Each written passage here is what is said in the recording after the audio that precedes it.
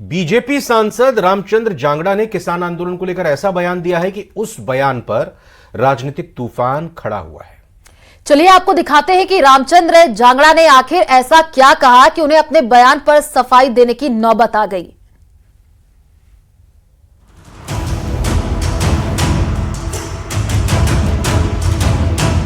जनता के बीच में जाते हैं तो लोग ही बताते हैं और चुपके से बताते हैं जी, लेकिन कोई आगे नहीं आएगा। किस किस्म की भाई किसकी होगी उसकी होगी, ये बदनामी का विषय होता है, तो इससे कोई आगे नहीं आएगा।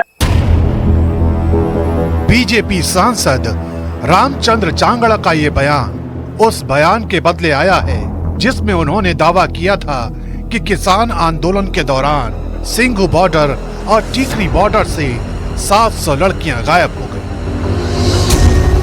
लेकिन क्या सिर्फ रामचंद्र जांगड़ा के बयान की कहानी यहीं तक सीमित थी? इसका जवाब है नहीं, क्योंकि उन्होंने और भी बहुत कुछ कहा और इस बात का भी दावा किया कि पंजाब के नशेड़ियों की वजह से हरियाणा में नशा बढ़ गया। 2021 से पहले हरियाणा प्रदेश में दो ही नशे थे, शराब का या बीड़ी सिगरेट का।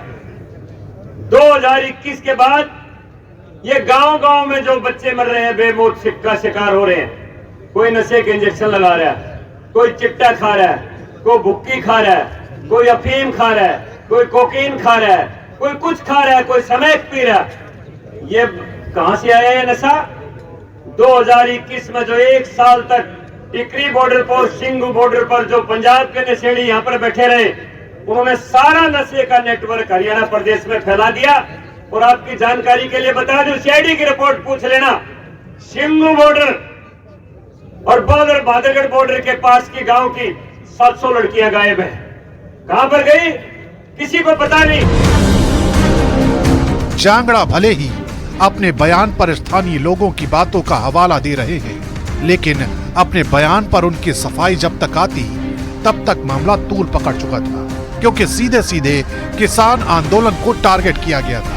किसान नेता जांगड़ा की न सिर्फ नीयत पर सवाल खड़े कर रहे हैं, बल्कि उनके खिलाफ सख्त कार्रवाई की मांग कर रहे हैं। जो रोहतक के बीजेपी के सांसद हैं रामचंद्र जांगड़ा जी, उन्होंने कहा कि टीकरी और सिंघू बॉर्डर से लगभग 700 लड़कियां गायब हैं और ये किसानों ने किया है।